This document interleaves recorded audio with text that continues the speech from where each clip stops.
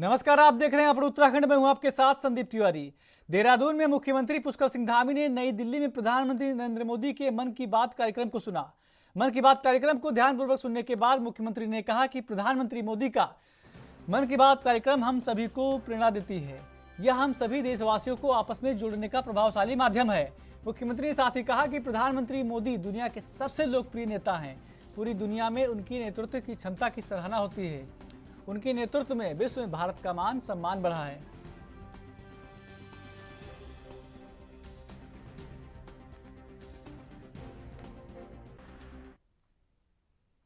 MCD चुनाव पर उत्तराखंड के सीएम पुष्कर सिंह धामी ने कहा कि जनता का रुझान बीजेपी की तरफ है।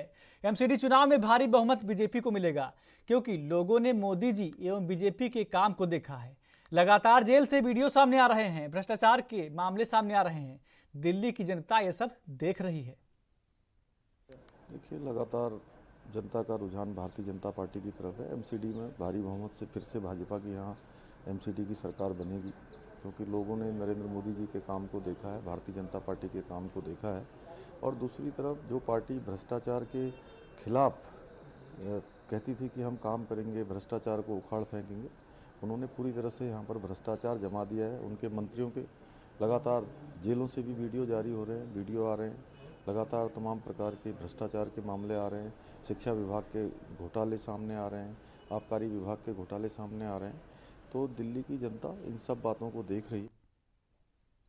उत्तराखंड के हल्द्वानी में कैबिनेट मंत्री धन सिंह रावत ने सर्किट हाउस में अधिकारियों के साथ बैठक की। इस दौरान उन्होंने अधिकारियों को अधूरे पड़े विकास कार्यों में तेजी लाने के निर्देश दिए। धन सिंह रावत ने विकास कार्यों के लिए दिए गए बजट को मार्च से पहले 100% खर्च करने के निर्देश देते हुए अधिकारियों को गुणवत्ता की मॉनिटरिंग करने की बात कही है। इस दौरान उन्होंने राष्ट्रपति पुरस्कार से शिक्षक और नर्स को भी सम्मानित किया है। साथ ही कैबिनेट मंत्री धन सिंह रावत ने जिला स्तरीय अधिकारियों को हर ग्राम पंचायत स्तर पर जनता मिलन कार्यक्रम आयोजित कर समस्याएं सुनने के निर्देश दिए गए।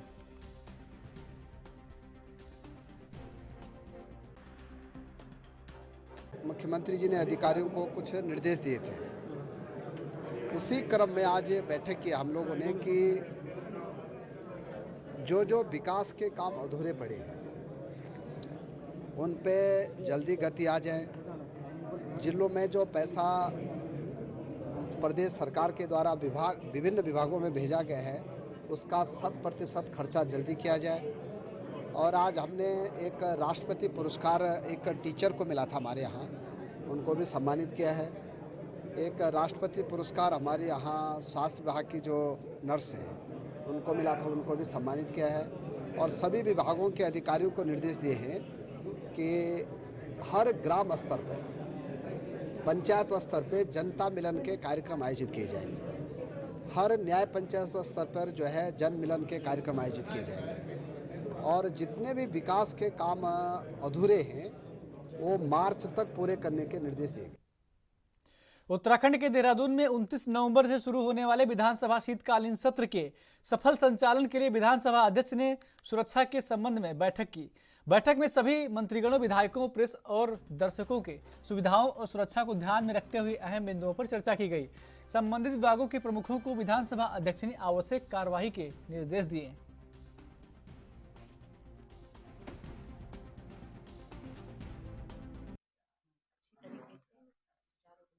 चलाने में हम सब मिलकर कार्य करें। इस बार कोई नई व्यवस्था है या क्योंकि इस बार आपके कर्मचारी भी कुछ कम हुए हैं, तो कोई एड ऑन कोई नई चीज़ आपने की है इस बार सत्र के लिए?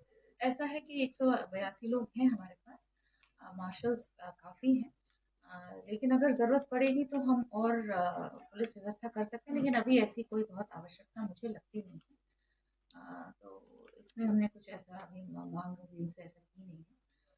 लेकिन सुचारू रूप से चले, एसएसपी को भी कह दिया गया है, प्रेम से चले, आराम से चले, कोई अननेसेसरी कंफ्यूजन ना हो।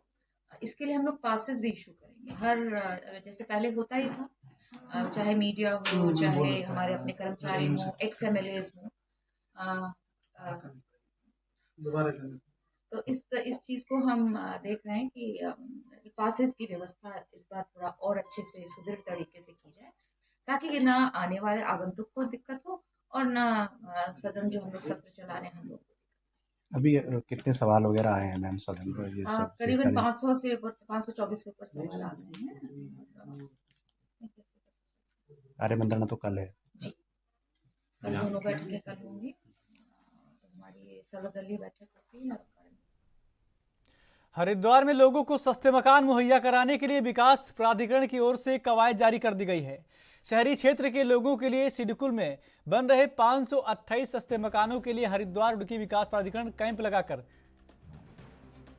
रजिस्ट्रेशन करवा रहा है। आपको बता दें कि ज्यादा से ज्यादा लोग रजिस्ट्रेशन कर सकें, इसके लिए प्राधिकरण ने रजिस्ट्रेशन फीस भी 45,000 से घटाकर 5,000 रुपए कर दी है। प्रधानमंत्री आवास योजना के तहत EWS वर्ग के लिए बनाए जा रहे यह आवास अगले साल बनकर तैयार हो जाएंगे।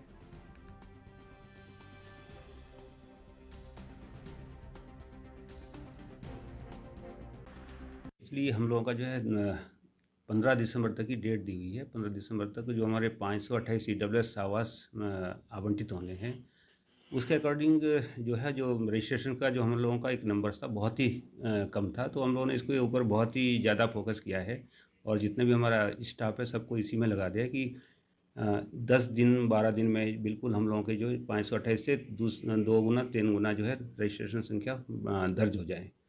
जो 10% था पहले हम लोगों का 4.5 लाख का 45,000, उसको कम करते हुए हमने 5,000 कर दिया है और उससे अच्छा रेस्पॉन्स मिला है हमें और उम्मीद है हम लोगों को जो आने वाले 5-10 दिन में एक बहुत अच्छी जो है।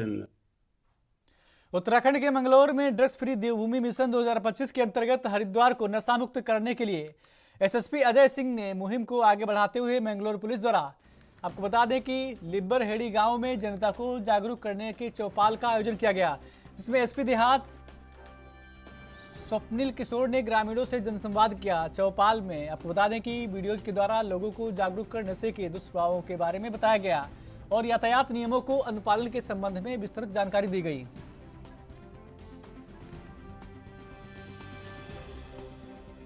हमारे पुलिस टीम के द्वारा लोगों को साइबर अपराधों से बचाव और सुरक्षा हेतु नशे से के मकड़जाल में फंसने से बचने के लिए और नशा मुक्त भारत ड्रग्स मुक्त फ्री देवभूमि मिशन 2025 के मिशन को आगे बढ़ाने के लिए सकारात्मक योगदान देने हेतु लोगों को प्रोत्साहित किया गया, जागरूक किया गया और सबसे ये अपील और अनुरोध किया गया कि आगे आएं, नशे के विरुद्ध हमारी मुहिम का हिस्सा बने और समाज को ड्रग्स फ्री करने के अभियान में सकारात्मक योगदान दें। साथ ही लोगों को उत्तराखंड पुलिस ऐप के बारे में जानकारी दी गई और उसमें जो एक फीचर ऐड है गौरा शक्ति के बारे में, उससे सभी माताओं, बहनों और बेटियों को जागरूक किया गया, उनको उसके फीचर्स की जानकारी दी गई। अपेक्षा करते हैं कि इसके सकारात्मक परिणाम होंगे और एक बेहतर उत्तराखंड, एक नशा मुक्त उत्तराखंड की दिशा में हम सब आगे बढ़ सकेंगे।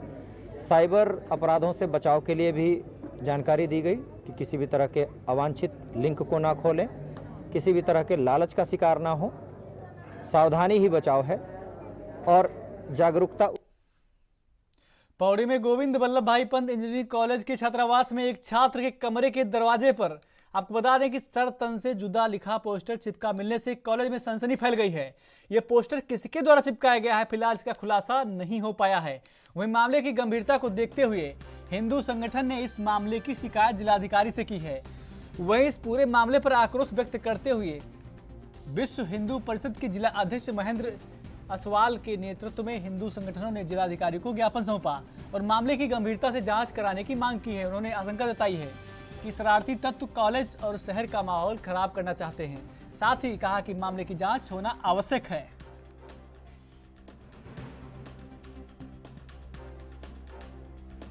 इंजीनियरिंग कॉलेज के इस प्रकरण में मेरे समक्ष विश्व हिंदू परिषद के प्रतिनिधिमंडल के द्वारा ज्ञापन दिया गया। इस संबंध में ऑलरेडी पुलिस के स्तर से जांच चल रही है और इसमें अज्ञात में एक FIR लॉन्च हो चुकी है और इन्वेस्टिगेशन इसमें जो तहरीर आई है उसके हिसाब से मुकदमा पंजीकृत किया गया है और उसमें विवेचना भी चल रही है। इंजीनियरिंग कॉलेज का मामला है। इसमें एक छात्र के दरवाजे पे गुस्ताखी ए नबी एक की सजा सर तन से जुदा का पोस्टर चिपका हुआ था। जिसको हम विश्व हिंदू परिषद पौड़ी ने गंभीरता से लिया और पौड़ी जिलाधिकारी एसएसपी पौड़ी से मुलाकात की और जिनके द्वारा ये कृत्य किया गया उनके विरुद्ध कानूनी कार्रवाई करने की मांग की गई। साथ में ये भी मांग की गई कहीं ये जिन लोगों ने इस पोस्टर को चस्पा किया कहीं इनके आतंकवादियों के साथ सांठगांठ तो नहीं है, देशद्रोही करने की साजिश रची जा रही है और देवभूमि उत्तराखंड कहीं इसका टारगेट ना हो। तो क्या लगता है इसमें इन्वॉल्व ज्यादा कौन लोग हो सकते हैं? ये तो जो आप ये सर्तन जुदा तो ये कि वर्ग विशेष है जो सारे भारतवर्ष में है, मुस्लिम वर्ग है जो उन्हीं का नारा है ये और उनके द्वारा ही पूरे भारतवर्ष में इस प्रकार के कृत्य किए जा रहे हैं, गला रहता जा रहा है और जगह जगह जो आपने देखा होगा कि हिंदू लड़कियों के साथ भी इस प्रकार के कृत्य किए जा रहे हैं। उनसे लफ्जियात में फंसा करके उनको काट के जगह जगह फेंका जा रहा है। इस संदर्भ में हमने एसएसपी पौड़ी और डीएम पौड़ी से मांग की है कि इन सभी लोगों की जो बाहर के लोग हैं, हेरी फेरी वाले लोग हैं, इनकी सत्यापन किया जाए और ये भी सत्यापन किया जाए कि ये लोग कहीं देशद्रोही ताकतों के साथ तो। उत्तराखंड के थराली में तहसील सभागार में बधाड़ पट्टी के 14 सयानों देवराड़ा मंदिर समिति के अध्यक्ष और स्थानीय जनप्रतिनिधियों और समाजसेवियों ने बैठक का आयोजन किया। इसमें नंदा देवी के डोली यात्रा को देवराड़ा में शामिल करने, मां नंदा के देवराड़ा आगमन और कुरुड़ विदाई के दौरान भव्य मेले का आयोजन करने पर मंथन किया गया। बैठक में मां नंदा के ननिहाल देवराड़ा में 6 महीने डोली प्रवास के बावजूद इसे यात्रा पड़ाव में शामिल नहीं किए जाने पर खेद प्रकट करते हुए एक कमेटी का गठन कर देवराड़ा को पड़ाव में शामिल करने के प्रयास की बात कही गई है।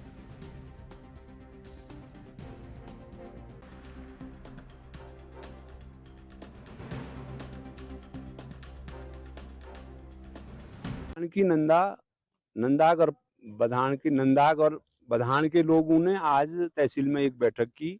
बैठक में सर्वसम्मति से यह निर्णय लिया गया कि जिस दिन भगवती का डोला देवराड़ा से सिद्धपीठ देवराड़ा से कुरुड़ के लिए प्रस्थान करेगा उस दिन एक दिवसीय मेले का आयोजन किया जाएगा। सारे लोग उस बैठक के संदर्भ में 30 तारीख को एक बैठक आहूत की गई है क्षेत्रीय लोगों के द्वारा। उस बैठक में भी हम सब लोग जाएंगे और आगे उस मेले के आयोजन के भव्य आयोजन के लिए कैसा वो आयोजन किया जाए उस बैठक में निर्णय लिया जाएगा। मैं आप लोगों को धन्यवाद करना चाहूँगा। सबसे पहले कि माँ नंदा देवी सिद्धपीठ देवराड़ा में 6 महीना प्रवास करती है और उसके बावजूद भी माँ का ननिहाल देवराड़ा माना जाता है, जिसमें जब हमारी 2014 में बड़ी नंदा देवी राज यात्रा हुई थी उस टाइम पे हमने बहुत अर्थक प्रयास किया, जो है कि तहसील स्तर की बदान स्तर की उसमें बैठकें बुलाई, सब लोगों से जो है कि माननीय मुख्यमंत्री जी से हम मिले उस संबंध में, लेकिन जो है कि आज तक वो पड़ाव में घोषित नहीं हो पाया, जो कि बहुत चिंतन का विषय आज तक है। इसी संबंध में आज सभी परगना बधान के लोग यहाँ पे आए हैं। हमने सब लोगों के पास अपनी बात रखी और सब लोगों का ये मानना है कि भाई देवराड़ा सिद्धपीठ पे जहाँ मां नंदा का ननिहाल है और 6 महीना प्रवास करती है तो वहाँ पे जो है कि सिद्धपीठ देवराड़ा को मानचित्र में लाया जाए और उसको जो है कि उसको पड़ाव। मंगलवार यानी 29 नवंबर से उत्तराखंड विधानसभा के शीतकालीन सत्र की शुरुआत हो रही है। सत्र को लेकर सत्ता पक्ष और विपक्ष के विधायकों ने भी अपनी सभी तैयारियों को पूरा कर लिया है।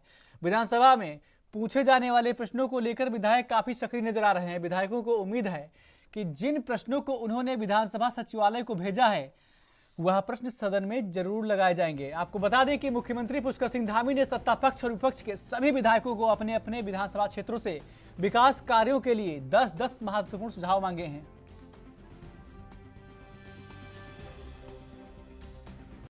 संपूर्ण तैयारियां हैं और 29 तारीख से सेशन है। अच्छा चलेगा ऐसी हम उम्मीद करते हैं और सब कुछ बढ़िया होगा।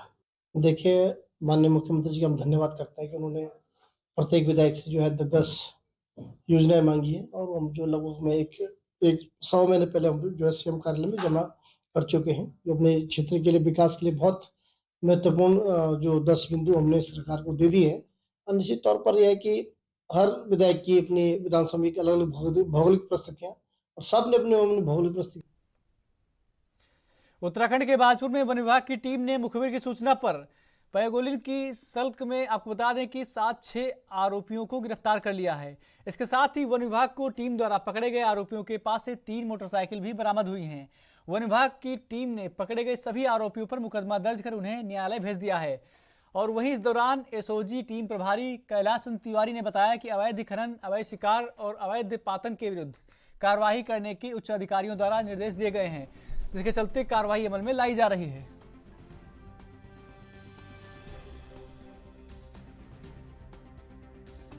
हमें 1:30 बजे एक सूचना मिली थी कि बाजपुर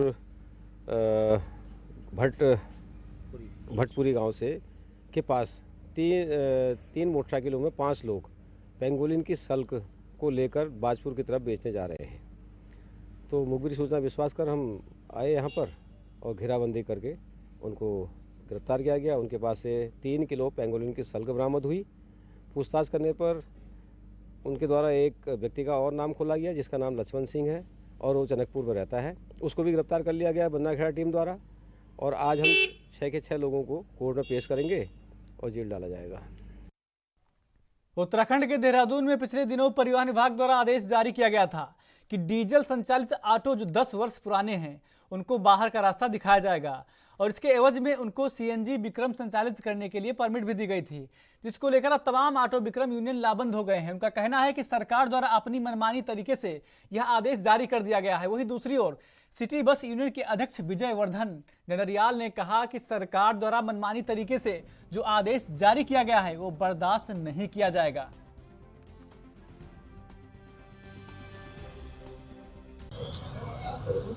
एक आरटीए देहरादून का एक फैसला आया है जिसमें यह कहा गया है कि मार्च 2023 में जितने भी विक्रम या ऑटो हैं वो समाप्त कर दिए जाएंगे और उनकी जगह जो है यूरो 6 या सीएनजी गाड़ियों को लाया जाएगा। हमारा उसमें कहने का है कि भाई एकदम से ये जो पहाड़ी प्रदेश है इसमें रोजी रोटी का जो है थोड़ा बहुत जरिया जो है ये जो कॉमर्शियल वाहन स्वामियों का कोई छोटा व्यापार कर रहा है, ये व्यापार छोटे व्यापार में ही शामिल है। हमारा ये कहने का है कि एक एनजीटी का अगर आपके द्वारा जो बताया जाए कि एनजीटी का आदेश है तो कल आज तो ये ऑटो और विक्रम की बात कर रहे हैं, कल ये सभी गाड़ियों की बात करेंगे। तो हमारा जो है इनके साथ समर्थन है।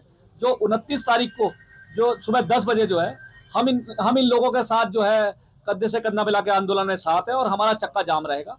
और दूसरा हमारा यह है कि कल भी हमारी सचिव परिवहन से बात हुई थी जिसमें हमने कहा था कि नियम विरुद्ध जो है आपके द्वारा जो जबरदस्ती जो है परिवहन विभाग के द्वारा जो है हमारी जो गाड़ियों को फिटनेस सेंटर में भेजा जा रहा है। तो कहीं ना कहीं जो है ये तालिबानी आदेश है और जो सेंटर का जो आदेश है उसको लागू किया जाए। इसी परिप्रेक्ष्य में दोनों बिंदुओं को देखते हुए हमारे द्वारा जो है 29 तारीख को जो है पूर्ण रूप से देहरादून जनपद चक्का जाम रहेगा और हम लोग जो है विधानसभा का घेराव करेंगे। तो आपको बता दें कि उत्तराखंड के देहरादून में पिछले दिनों परिवहन विभाग द्वारा आदेश जारी किया गया था कि डीजल संचालित ऑटो जो 10 वर्ष पुराने हैं उनको बाहर का रास्ता दिखाया जाएगा और इसके एवज में उनको सीएनजी विक्रम संचालित करने के लिए परमिट दिया जाएगा, जिसको लेकर अब तमाम ऑटो विक्रम यूनियन लाबंद हो गए हैं। उनका कहना है कि सरकार द्वारा अपनी मनमानी तरीके से जो यह आदेश जारी किया गया है। वहीं दूसरी ओर सिटी बस यूनियन के अध्यक्ष विजय वर्धन डंडरियाल ने कहा कि सरकार द्वारा मनमाने तरीके से जो आदेश जारी किया गया है वह बिल्कुल भी बर्दाश्त नहीं किया जाएगा।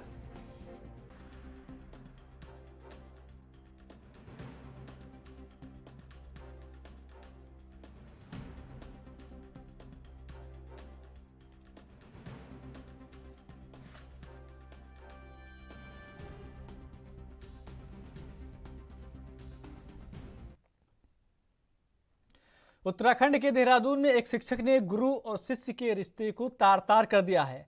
हरिद्वार कोतवाली क्षेत्र में स्थित भल्ला कॉलेज में एक शिक्षक सुनील कुमार पर छात्राओं ने मानसिक और शारीरिक उत्पीड़न करने का आरोप लगाया है। इस संबंध में कॉलेज के प्रिंसिपल द्वारा कोतवाली में शिकायत दी गई। शिकायत की जांच नगर निगम आयुक्त के माध्यम से कराए जाने के बाद आरोपी शिक्षक को निलंबित किया गया था और संबंधित धाराओं में मुकदमा दर्ज किया गया था। तभी से शिक्षक फरार था, जिसके बाद एसएसपी अजय सिंह द्वारा शिक्षक की गिरफ्तारी के लिए टीम गठित की गई और आज आरोपी शिक्षक को गिरफ्तार कर लिया गया है।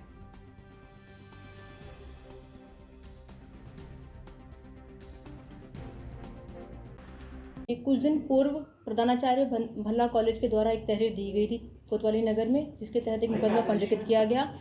विवेचना प्रचलित थी, बयान वगैरह अंकित किए जा रहे थे। इसी क्रम में शिक्षक को भी बुलाया गया अपने बयान अंकित करने हेतु, परंतु वह पुलिस से छुपा हुआ फिर रहा था।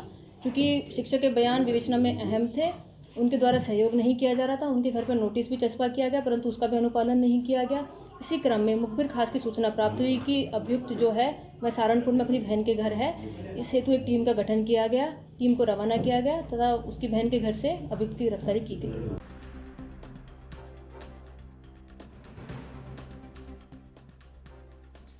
तो आपको बता दें कि उत्तराखंड के देहरादून में एक शिक्षक ने गुरु और शिष्य के रिश्ते को तार-तार कर दिया है। हरिद्वार कोतवाली क्षेत्र में स्थित भल्ला कॉलेज के एक शिक्षक सुनील कुमार पर छात्राओं ने मानसिक और शारीरिक उत्पीड़न करने का आरोप लगाया है। इस संबंध में कॉलेज के प्रिंसिपल द्वारा कोतवाली में शिकायत दी गई। शिकायत की जांच नगर निगम आयुक्त के माध्यम से कराए जाने के बाद आरोपी शिक्षक को निलंबित किया गया था और संबंधित धाराओं में मुकदमा दर्ज किया गया था।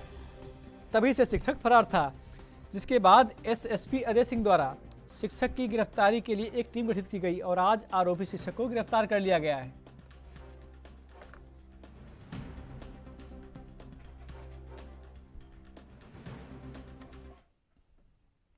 उत्तराखंड की राजधानी देहरादून में यातायात नियमों का उल्लंघन करने वालों के खिलाफ पुलिस लगातार कार्रवाई कर रही है।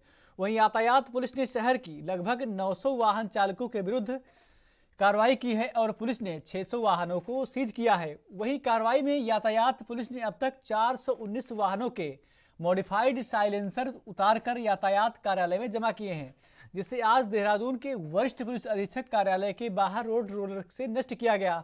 इस दौरान एसएसपी दिलीप सिंह कुंवर ने जानकारी देते हुए बताया कि इन सभी मॉडिफाइड साइलेंसर बेचने वाले दुकानदारों के खिलाफ पुलिस कार्रवाई कर रही है। अभी पहले चरण में लगभग 14 वर्कशॉप पर कार्रवाई का नोटिस भेजा जा चुका है। उन्होंने कहा कि पुलिस किसी भी हाल में यातायात नियमों का उल्लंघन नहीं होने देगी।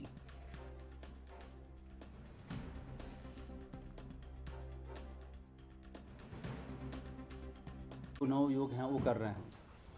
इसमें काफ़ी लोगों ने शिकायतें भी की थी पुलिस को, तो फिर एसपी ट्रैफिक साहब ने और पूरे ट्रैफिक के पुलिस ने हम लोगों ने 900 वाहनों के खिलाफ कार्रवाई करी।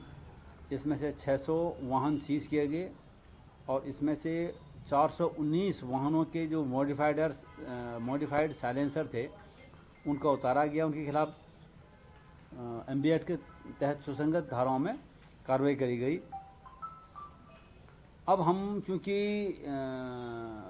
हर एक वाहन में कंपनी के द्वारा ऑलरेडी एक साइलेंसर उसमें लगा रहता है, उसको उतार करके आप मॉडिफाइड साइलेंसर इस्तेमाल कर रहे हैं तो वो भी गलत है ना। उस ऊपर से आप ध्वनि प्रदूषण फैला रहे हैं, वो और गलत बात है। ठीक है, आजकल के बच्चे जो हैं वो ना बड़ा ज़रा एडवेंचरस स्टाइल में गाड़ी चला करके उनको बड़ा शौक, इस तरह का शौक रहता है। तो उस प्रतिबंध लगाने के लिए अब हम क्या कर रहे हैं कि भविष्य में अगर जितने भी इस तरह के साइलेंसर मॉडिफाइड साइलेंसर लगाने वाले हैं उनके खिलाफ सीआरपी